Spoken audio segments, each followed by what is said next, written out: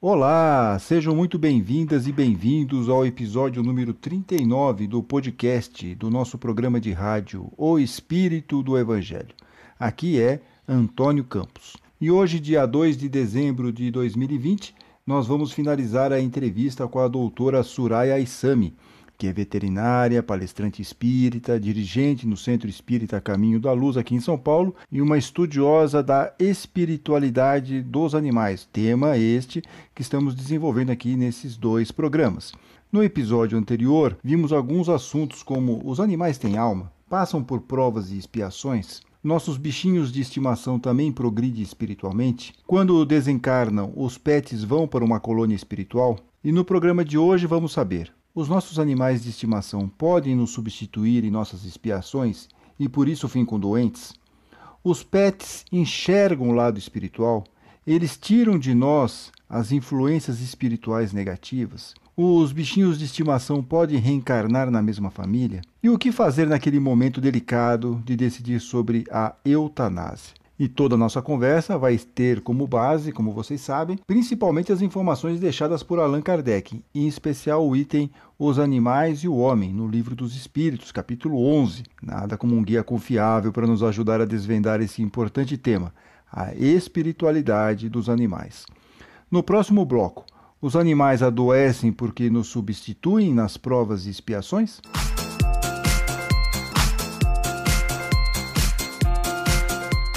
Terminamos o programa anterior falando que os animais não passam por provas e expiações. Ainda nessa linha, a ouvinte Sandra Curado pergunta se as doenças dos nossos queridos animais podem ser expiações que seriam nossas. Eles adoecem por nós? Eles sofrem por baixas vibrações do nosso lar? O que a senhora pode responder, doutora Suraya? Olha, no meu entendimento, tá? É Sandra, né? Sandra Curado. Isso, eu vou falar o que eu entendo. Eu penso que se Deus é justo e misericordioso, por que que ele ia imprimir ou ia deixar um ser que não faz mal a ninguém, que não tem escolha de desafeto, de vingança, de ódio, de nada, né? Você pode... Tem gente que maltrata o cachorro, bate, chuta, sei lá o quê, né? Faz coisas cruéis e o bichinho volta e tenta fazer, né, lamber, chega perto, né, que corta o coração da gente, mas isso pode acontecer porque eles não guardam o rancor e nem nada. Então, no meu entendimento, Sandra, eu penso assim, na questão que você colocou de energia, de sentir uma vibração não legal, isso eu concordo com você. Eu acho muito possível, eu acho que eles conseguem sim ter essa percepção de que as coisas não estão legais pelo nosso tom de voz, pela nossa emanação, né? Já que eles também têm uma emanação energética, eles também, a gente consegue perceber, por exemplo, se eles querem que a gente chegue perto, se eles vão permitir que a gente passe a mão, né? Eu, por exemplo, na clínica, eu olhava no olho do cachorro, eu já sabia, não chega perto. É nítido. A gente já percebe que ele já colocou a barreira. Ele não quer que você avance. Então, essa percepção, nós estamos falando de seres vivos que estão interagindo. Então, eu acho isso perfeitamente possível.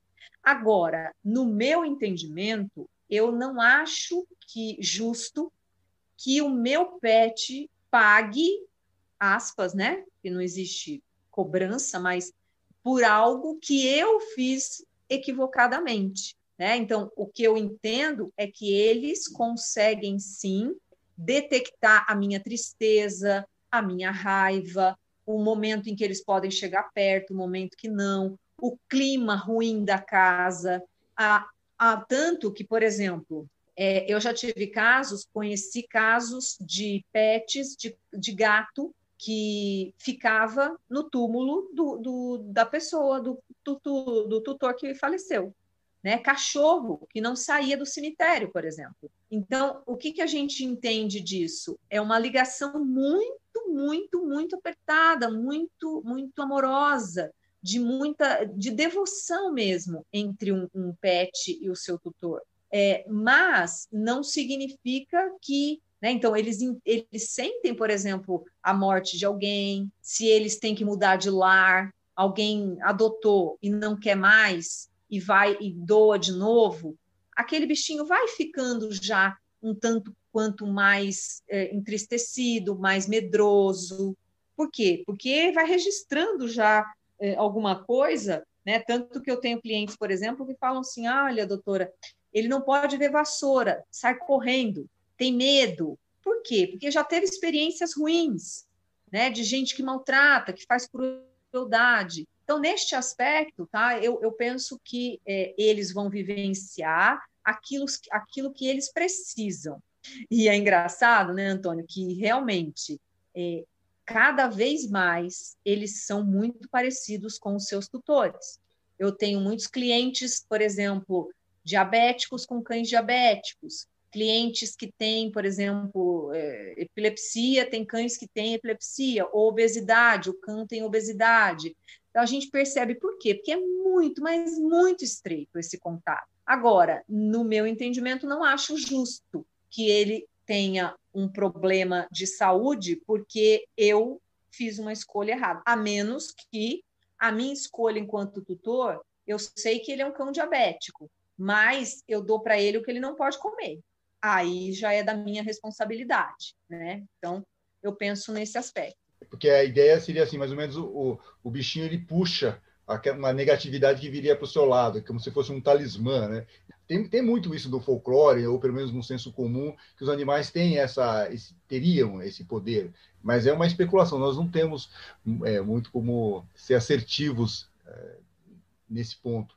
Mas tem uma questão... Então, por isso eu não gostaria de... Assim, não posso, se eu estiver falando... Eu estou falando pelo meu entendimento, e a doutrina espírita eu não encontro muito isso, então eu me reservo a pensar que, né, no sentido que eles têm uma sensibilidade gigante, os gatos, né, são atribuídos aos gatos, que eles têm essa possibilidade de estar deitado, por exemplo, tem gente que fala, olha, o gato deita em cima de você, e ali onde ele deitou, ele está transmutando energias e tal. Eu não me aprofundei para estudar, para dizer para você, eu creio nisso ou não. Então, eu acho que sim, que eles podem estar trocando conosco, mas não poderia ampliar mais o raciocínio. Mas eu vou voltar nisso, porque eu tenho duas perguntas aqui, tanto da Tânia quanto da Cláudia Menta, sobre a questão da mediunidade, se eu enxergo um espírito. Eu vou voltar, mas eu queria antes falar uma outra questão que nós estamos sempre batendo um pouco, nessa questão dos animais têm inteligência ou é apenas instinto? Até por causa da ouvinte lá da Deseli, eles só faltam falar, ou seja, é verdade. Mesmo, eu tenho um cachorro aqui, o meu cachorro, o Boxer, o Zeus, ele é praticamente um ser humano, eu chamo ele de meninão, né? Mas ele me entende, então assim, parece que realmente ele tem uma inteligência, mas aí, ele tem inteligência, os animais em geral, eles têm uma inteligência ou é apenas um instinto? O que o livro dos espíritos, o seu entendimento disso, nos diz sobre isso? Tem sim, muitíssima inteligência, são extremamente inteligentes, tá? O instinto é um tipo de inteligência, né? O instinto é um tipo de inteligência, já que, por exemplo, você pega um animal selvagem, você vê todos... ele tem que comer, então ele tem que caçar. Só que para caçar, ele tem um ritual, ele se coloca no local onde ele está protegido, onde a caça não o enxerga, ele utiliza silenciosamente, se você pensa num grande felino na selva, você olha a movimentação de pata, silenciosamente, olhar focado, fixo na caça, por exemplo. Todas este ritual, vamos dizer assim, é um processo de inteligência. Não dá para você dizer que isso veio do nada. Não, é inteligência, porque ele precisa articular todo um processo de sobrevivência. O instinto é também um tipo de inteligência, mas o princípio inteligência, né, que a gente falou lá do começo, que vai dando, que saiu lá do Pai, né, saiu de Deus, e junto com o princípio matéria, deu origem a este ser que vai estagiando por todos os reinos, a inteligência vai sendo aprimorada, tá? Os bichos que sabem falar. Eu tive uma cliente que o telefone tocava, aquele tempo que o povo tinha telefone em casa, e que o telefone tocava, né, que era aquele barulho de telefone que hoje a gente nem sabe o que é mais, a cachorra corria, atendia, tirava do gancho. Ela assimilou que era isso, que parava de tocar, ela foi lá e tirava do gancho. Então, é muito, muito especial pensar sobre isso, né? Tem um estudo que é muito interessante, que foi feito, que eu acho que é de 2017, que foi um manifesto que foi encabeçado até pelo Stephen Hawking, aquele físico famoso e tal. Eles fizeram alguns experimentos e comprovaram, por exemplo, a similaridade do cérebro humano com o dos animais. E eles provaram que as áreas, por exemplo, as áreas do cérebro que são diferentes entre o do humano e dos animais, é aqui o córtex cerebral, né, que a gente tem maior aqui e tal. Só que não é esta parte do cérebro que dá consciência, tá? Então, e todas as outras estruturas, elas são similares entre homens e animais, mostrando os processos de inteligência, de senciência, né? São aqueles, eles sentem, eles sofrem, eles sentem dor. Então, estes processos demonstram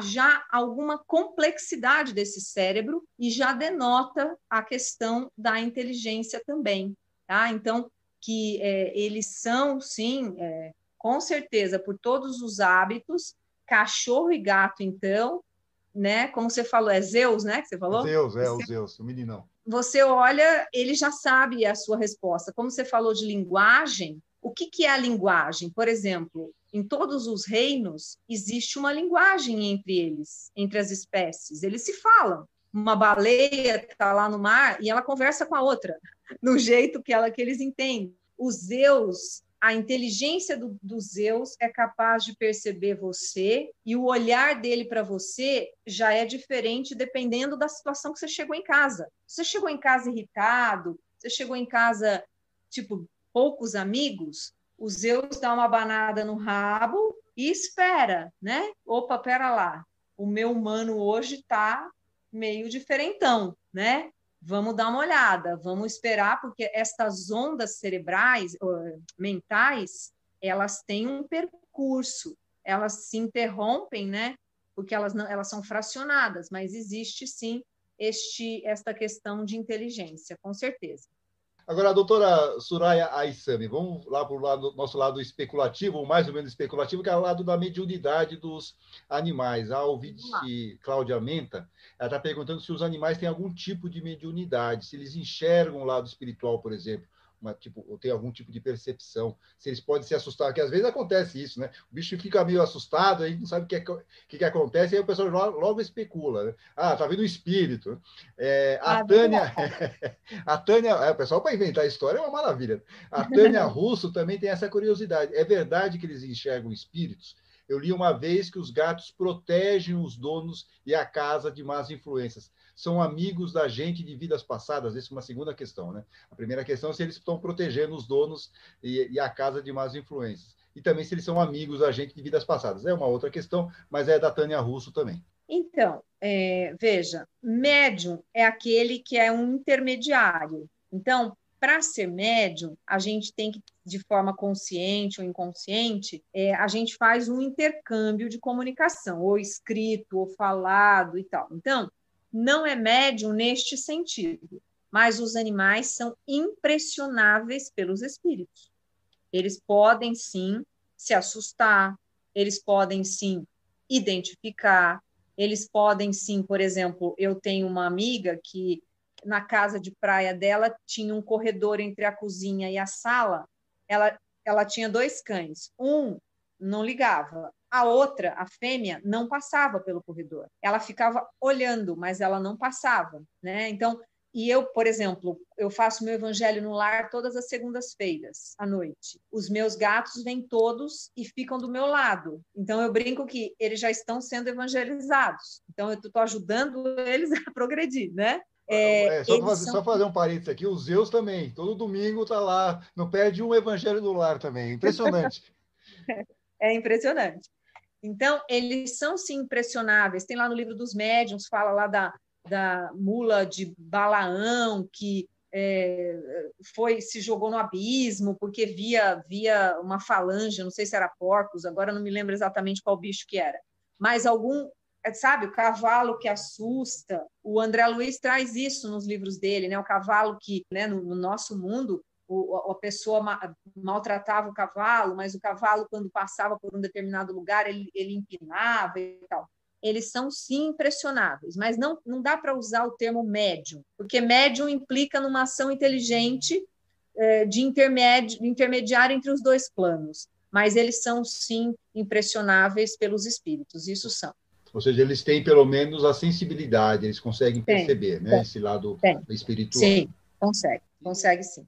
Interessante. A Tânia Russo perguntou se nossos bichinhos, né, nós fizemos essa observação lá atrás, são amigos da gente de vidas passadas. E um pouco nessa linha vem a questão da ouvinte Rosilete Niman, que diz o seguinte: tinha um gatinho de uns 5 anos que me acompanhava onde eu ia, até para cozinhar ficava em meus pés, como um encosto, ela diz aqui, de uma maneira até irônica. Infelizmente ele desencarnou, parece que foi por motivo de envenenamento.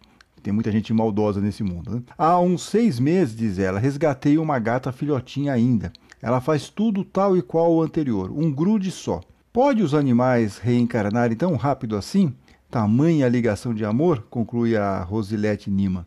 O que a senhora pode responder sobre isso, doutora Suraya Isami? Muito interessante essa questão, porque o amor, o afeto que a gente tem pelos nossos pets, pelos cães, pelos gatos, é tão grande que a gente sempre quer saber, não é? Se eles retornam, se retornam na mesma família, enfim.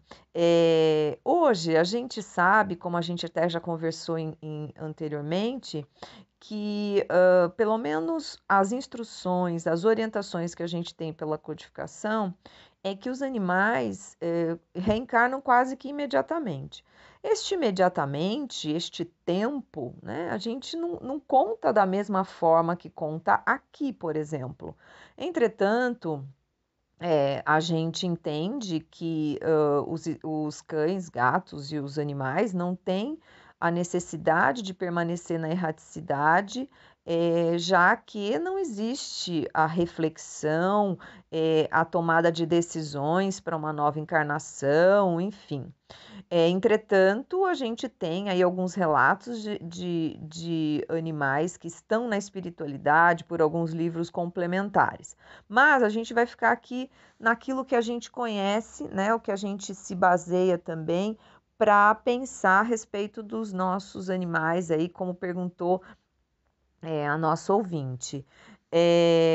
Então, diz, né, a codificação e algumas obras complementares, como a de Herculano Pires e tal, que fala que espíritos zoófilos, espíritos designados pelo Pai para acolher, proteger e dar a destinação para essas novas encarnações dos animais, já os acolhem e quase que imediatamente retornam para uma nova encarnação.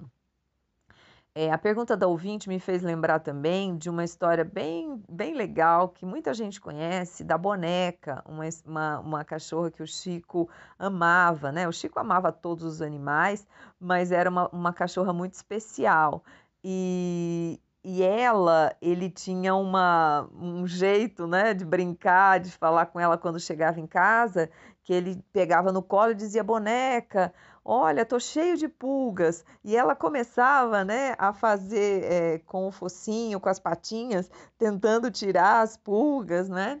E ele fazia isso sempre. E ela morreu velhinha já, doente, ele sentiu muito, não é? E um determinado dia, uns amigos trouxeram uma outra cachorrinha embrulhadinha num pano e tal, numa mantinha.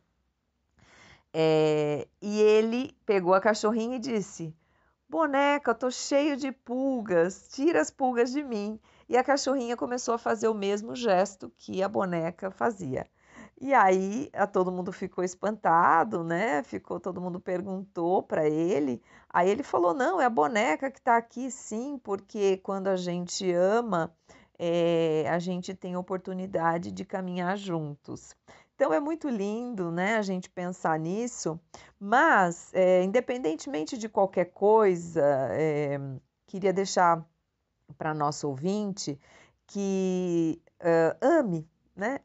Ame a nova gatinha que está aí com você, independentemente se é a reencarnação ou não daquela que você já amou bastante também. Ame, porque é isso que faz a gente permanecer juntos, né?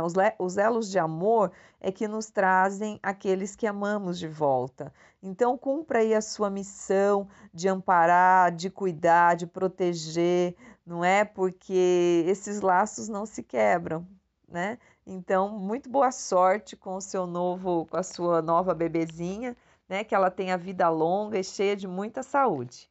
Bacana. E no próximo bloco, a nossa responsabilidade como tutores na elevação espiritual de nossos bichinhos. E abordaremos também a delicada questão da eutanásia.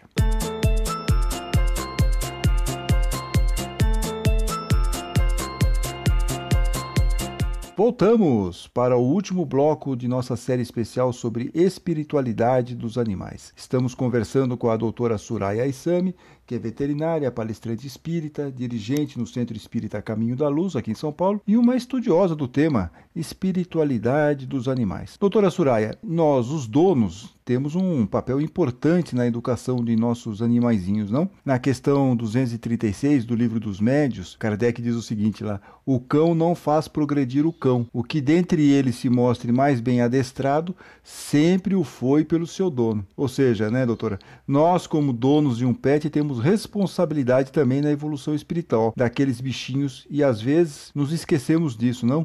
Você tem toda a razão, né? Volto um pouquinho naquilo que eu te falei, né? Na pergunta da nossa ouvinte anterior, quando ela fala da questão de um animal que tem uma sorte, né, aspas, de estar numa família legal e o outro que não está.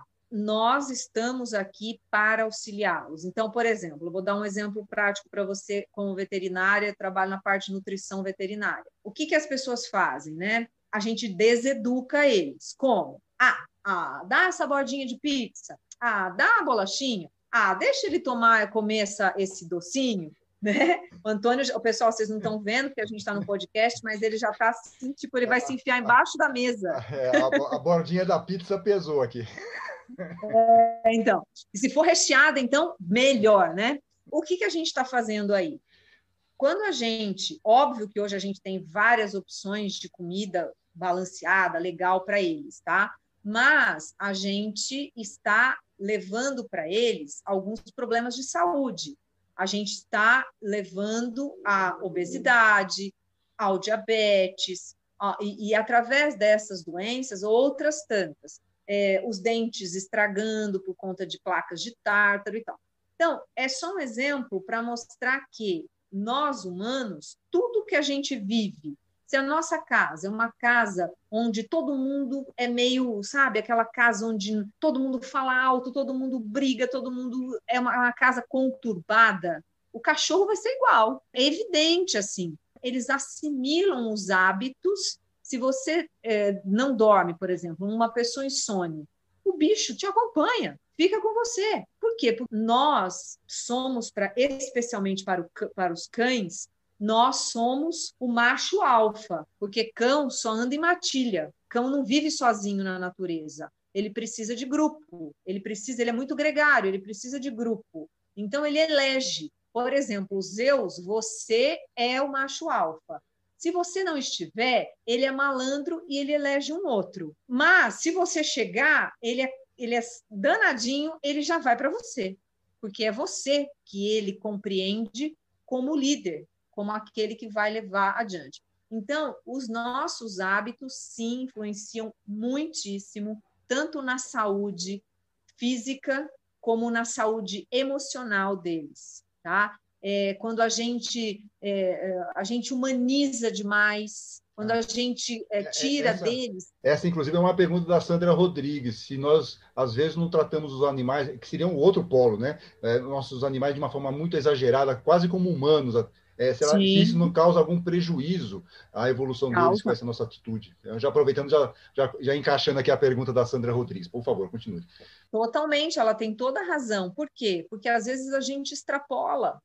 Você dar a eles o melhor lugar na sua casa, por exemplo, eles têm acesso a tudo, a nossa casa, a nossa cama, o nosso carro. Isso é legal. Eles estarem conosco, maravilhoso, né? Ter tudo de melhor, ter consultas veterinárias, ter vacinação, em geral, ser um animal já castrado para poder ter proteção também, não ter procriação indevida, todos os cuidados de saúde na vida toda, carinho, afeto, atenção, passeio, boa alimentação, tudo isso é fantástico. Entretanto, às vezes a gente extrapola, a gente vai utilizar. Às vezes, por exemplo, um gato, é difícil ele ter um hábito de gostar de ficar de roupa, por exemplo. E às vezes a gente quer que ele fique de roupa. Ele não gosta, sabe? Ele não gosta de perfumes. Por quê? Porque ele é um felino, ele é um caçador. Ele está na natureza, ele precisa camuflar o cheiro dele, ele precisa ter um cheiro que ele goste e ele se sinta confiante. Então, às vezes a gente extrapola, a gente veste com coisas que incomodam, a gente quer usar alguns recursos que é muito do humano, ou às vezes a gente quer usar alguns alimentos que não pode. Enfim, a gente extrapola porque é uma necessidade do humano mesmo, né?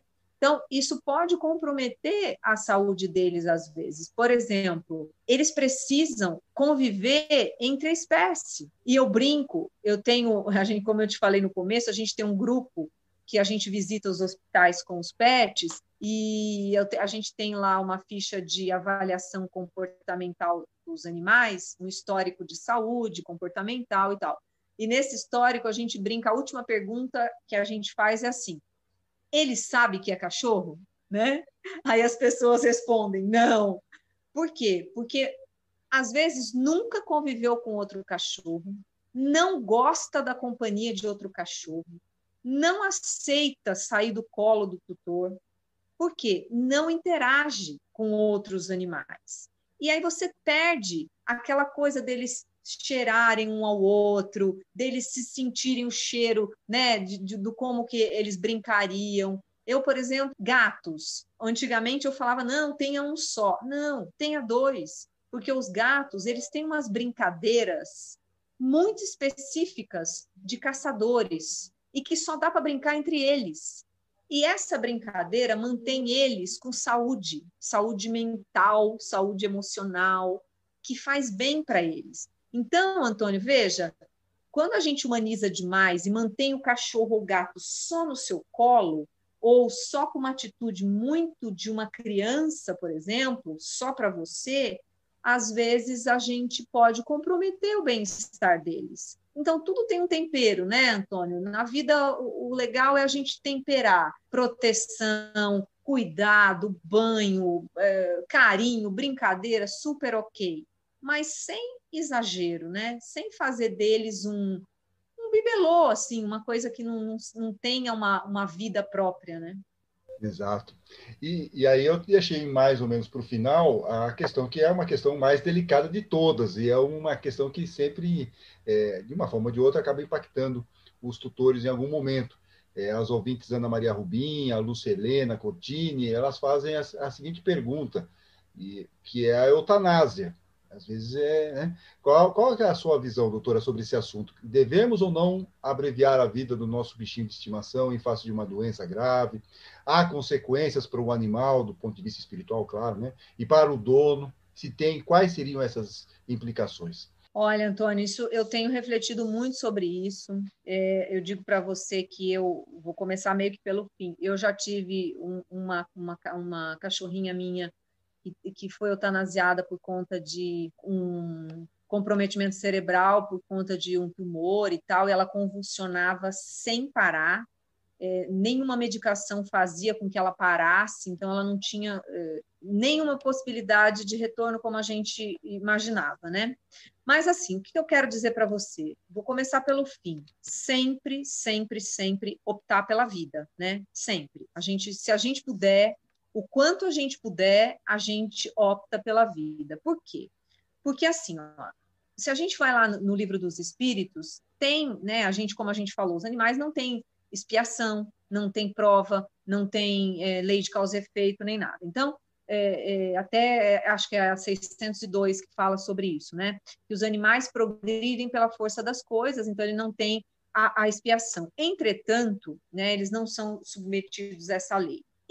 Se a gente falou até agora que o princípio inteligente, o princípio matéria, é a mesma fonte que a nossa, então, logo, né, como diria o Descartes, logo a gente entende que existe uma implicação nesse desligamento, existe um processo de desligamento. Então, como a gente diria isso, né? A gente tem um exemplo lá do Obreiros da Vida Eterna, do André Luiz, que ele fala de uma eutanásia que foi realizada num humano e tal, e que foi um desastre. O espírito acordou do outro lado super mal, pior do que estava. Então, a pergunta é, para os animais existe alguma implicação? Eu penso que, em alguns momentos, a eutanásia é uma caridade, porque a gente atende algumas situações que é um negócio, assim, sabe?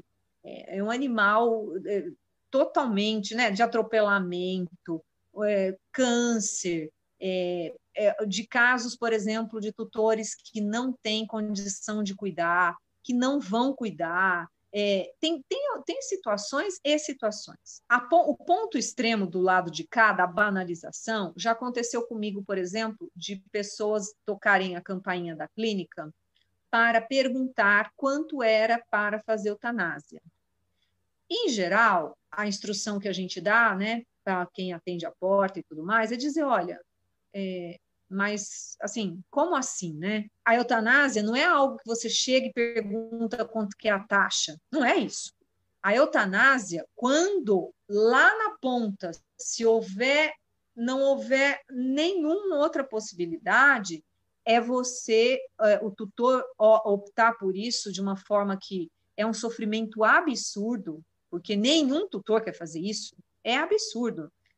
Tomar essa atitude, deixar o bichinho ali, é muito complicado. Então, a pessoa bateu a campainha e perguntou para mim, doutora, quanto é para fazer eutanásia? Eu falei, não, aqui a eutanásia não é negociada por preço. Por que o senhor quer fazer eutanásia?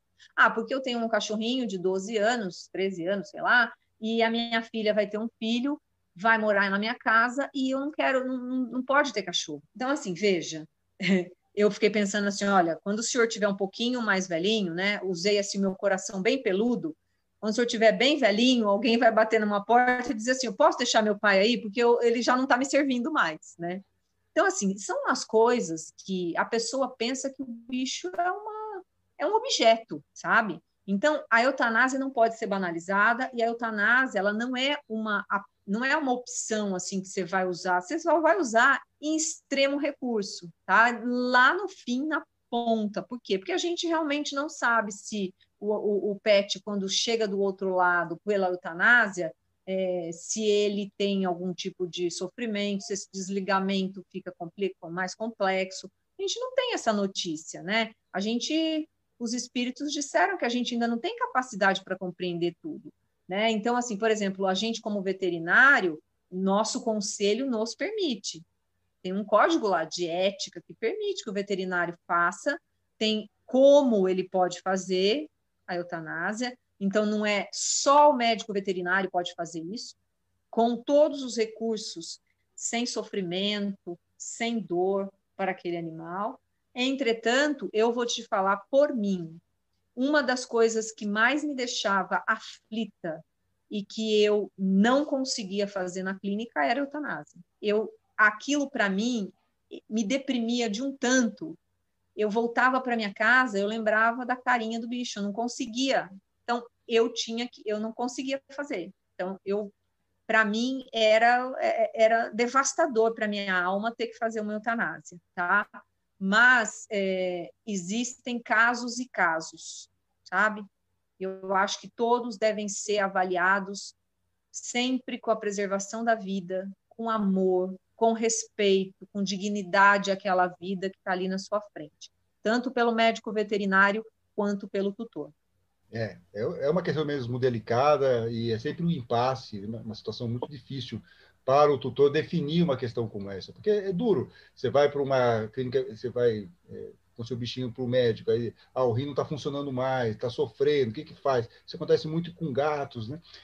Aí tem que sacrificar, né? Fazer a eutanásia. É duro você decidir isso. Puxa, não dá para fazer nada. E é sempre uma questão muito delicada. E aí envolve muito a questão do bom senso e essa ideia também de preservar o bicho quando já não tem mais o que fazer também. É isso que a senhora acabou de falar, acho que também é um parâmetro muito importante. Mas, de alguma forma, também especulando, porque nós também não temos isso, quer dizer, na pergunta que foi feita. Quer dizer, há alguma...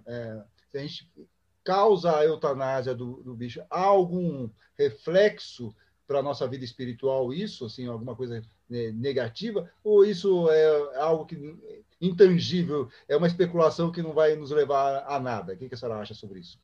Eu sinceramente, eu penso assim, tudo depende, né? Como a gente sempre fala, a doutrina espírita tem agravantes e atenuantes, né? Depende da sua intenção. Eu, por exemplo, ou você, se você tiver o Zeus, por exemplo, num momento absolutamente de sofrimento, onde ele não tem mais volta, né? O veterinário diz para você, agora nós vamos praticar a ortotanásia, né? Que é o quê? Olha, você vai para casa e nós vamos aguardar, porque não temos mais o que fazer. Existem momentos que a gente faz isso. Você deu o exemplo do problema renal. Quantas vezes, né? Um gato, por exemplo, que a maioria deles passa por isso, às vezes, assim, é soro, beleza, vamos fazer e tudo. Chega um momento que não tem resposta. Então, o que o veterinário vai dizer para você? Olha, agora para diante, um câncer, por exemplo, um câncer ósseo, tem coisas que são muito devastadoras.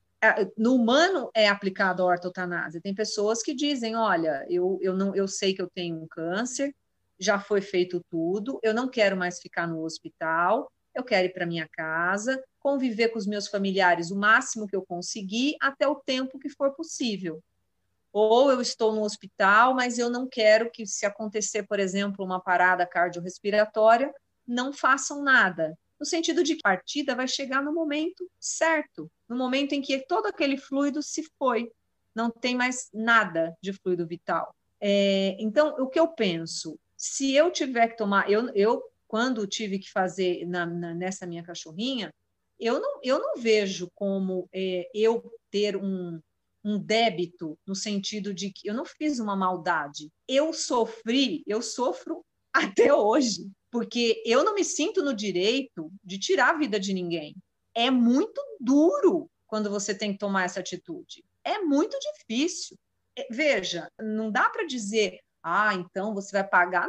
Não há nenhuma maldade. Foi algo que foi conduzido por uma questão, o veterinário disse, olha, daqui para frente a gente não tem mais o que fazer, enfim, sabe? Então, eu não vejo por esse aspecto. Não tenho dentro da codificação nenhum caminho que me leve a entender isso, mas eu acho que a gente deve entender pelo lado do bom senso. Se eu sou um tutor, que sou cruel, que estou nem aí, o bichinho tem uma sarna e a pessoa quer fazer eutanásia porque tem sarna, vamos combinar que você está sendo negligente, irresponsável e desrespeitoso com a lei de Deus, porque qualquer dos animais que estão na nossa vida, eles são filhos de Deus, eles estão no mundo porque é da vontade de Deus, não é meu. Se uma pessoa toma uma atitude por crueldade, aí eu acho que existe um outro entendimento, que vai ser dessa pessoa, uma hora, lidar com a dor, entender que as coisas não funcionam assim. Então, os caminhos de Deus sempre vão conduzir o humano à reflexão. Sempre vai ter toda a causa, todo o efeito tem a causa. Então, a gente vai ter que se recolocar nessa lei, né, que a lei de amor, e entender que não é bem assim, que a gente não pode dispor pela nossa vontade. Acordei hoje, não quero mais meus gatos. Então vai fazer eutanásia? Isso não existe, tá? Então, neste aspecto, respondendo a pergunta, depende. Eu acho que depende. Depende da intenção, depende das implicações do ato. Exato. Mas é isso mesmo, eu também tenho esse sentimento. E agora, de uma forma ou de outra, quer dizer, é triste porque os nossos bichinhos eles vão mais rápido do que a gente. Assim, eles partem para o plano espiritual mais rápido do que a gente. Eu tenho um amigo que ele lamenta que a vida dos nossos animais de estimação seja tão curta em relação à nossa. E ele diz para mim que ele tenta compensar isso aproveitando cada momento com o seu cachorro, que é no caso dele. Né? E acho que é uma boa sugestão, não, doutora? Tratar bem, estar sempre presente na vida desses nossos pets e aproveitar cada momento, porque são momentos muito importantes e prazerosos. E como a senhora disse lá no começo, é uma troca sempre muito importante para a nossa evolução espiritual, a nossa e a deles também, né? Com certeza. Lindo, viu? Muito lindo. Esse seu amigo está muito antenado com a lei de amor, né? E eu diria, né, que eles vão mais cedo, talvez até porque esse exercício deles no mundo, né, essa atuação deles, essa doação deles para nós de amor é tão intenso que eu acho que eles não precisam viver muito mais do que isso, né?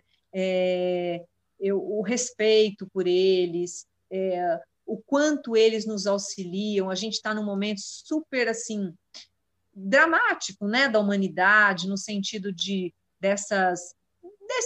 eu acho que hoje até as pessoas até estão achando que tudo já passou, né, mas eu olho assim e falo, nossa, a gente precisa se cuidar porque as coisas ainda estão acontecendo. O que eu quero dizer? O quanto os pets são importantes para as pessoas nessa fase. Muitos idosos, muitas pessoas que moram sozinhas, muitos pets foram adotados nessa época. Por quê? Porque eles são fundamentais, assim, o amor que eles são capazes de trocar com a gente é tão intenso, é tão gostoso, é tão prazeroso, como disse o seu amigo, né? Cada segundo, quanto eles liberam a gente daquelas coisas pesadas. Então, eles correm, eles pegam a bolinha, eles jogam as coisas para a gente, eles abanam o rabo, vêm correndo. Só de você, neste momento, afagar eles, passar a mão, sentir o pelo, você já muda batimento cardíaco, você já muda liberação de serotonina, endorfina, você já muda seu sistema imunológico, te fortalecendo. Então, é muito benefício. Eles desarmam a gente, porque é muito engraçado. Né? Eu vejo meus gatos assim, eles estão, por exemplo, eles amam ficar em lugar quente, sol. Eu falo, gente, 30 graus eles estão dormindo no sol e dormem com a barriga para cima, assim. Eu fico olhando, mas aquilo para mim é de uma alegria. Eu olho aquilo, eu falo, que sensação gostosa, que bom que eles se sentem aqui dentro da nossa casa, protegidos, para ficar de perna para o ar, sabe? Confiam na minha presença. Né, me olham no olho, a hora que eu chamo, eles vêm ou me olham, tipo, o que você quer, mamãe, né? Então, assim, eu acho que é uma partilha tão rica que a gente deve, assim, hoje eles vivem 15, 16, gatos vivem até 20 anos e tal, vamos aproveitar cada minuto mesmo. Parabéns para o seu amigo que já consegue ver as coisas desse modo, é isso aí, muito bom. E muito boa foi a nossa entrevista aqui, nossa conversa. Acho que conseguimos abordar vários pontos. Eu tenho que agradeço aqui a doutora Suraya Aissam, que é médica veterinária, palestrante espírita, dirigente lá no Centro Espírita A Caminho da Luz, aqui em São Paulo, e uma estudiosa, como podemos perceber, muito estudiosa do tema espiritualidade dos animais. Doutora Suraya, muito obrigado aqui pela entrevista, por esse momento de reflexão, falando um pouquinho aqui sobre os nossos bichinhos de estimação. Eu que agradeço, Antônio, muito obrigada, foi um prazer, uma grande honra aqui conhecer você, poder falar aí com os nossos ouvintes, é sempre um prazer, estou sempre à disposição, muito obrigada. E também agradecemos a participação intensa dos ouvintes com as perguntas para este programa, muito obrigado. Aliás, vários perguntaram onde é a clínica da doutora Aissam, aqui em São Paulo. Ela deixou de atender, e já faz um tempinho, e se especializou em alimentação para os pets. Tem uma página no Instagram, caso as pessoas queiram conhecer um pouquinho mais esse trabalho dela, é o @naturalipercani.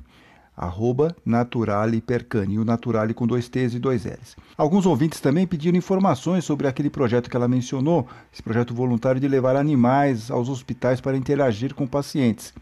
Sobre isso também tem uma página no Instagram para quem quiser mais detalhes. É o @petafetooficial, @petafetooficial, tudo junto. Os dois endereços para facilitar a vida de vocês estarão lá nas descrições desse programa, tanto no YouTube quanto nos tocadores de áudio. E no próximo bloco, mais mensagens dos ouvintes.